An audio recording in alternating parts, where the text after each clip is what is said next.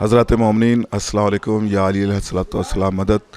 سلونی international trust کے زیر اہتمام منعقد ہونے والے جشن جس کا 5واں دور تھا جشن زمیندار کربلا کا الحمدللہ پوری شان و شوکت کے ساتھ بین الحرمین کربلا معلیٰ میں منایا گیا.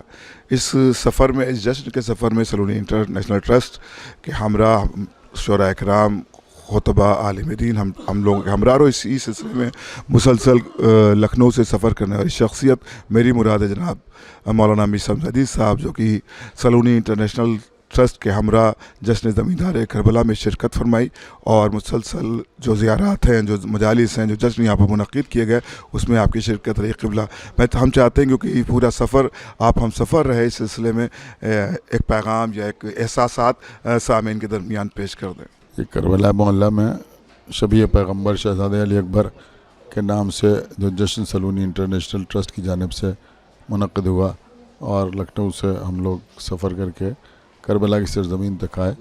تو بہرحال کربلا کا سفر ہی انسان کو مقدر سے ملتا ہے اور بڑا اچھا لگا, بڑا اچھا سفر رہا اور بہت ہی کامیاب جشن ہوا بین الحرمین.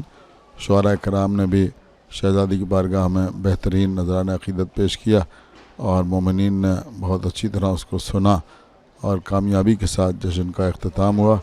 خداوند عالم سلونی انٹرنیشنل ٹرسٹ کے ارکان کو, اس جشن کے ذمہ داران کو سلامت رکھے اور ان کے توفیقات میں اضافہ فرمائے.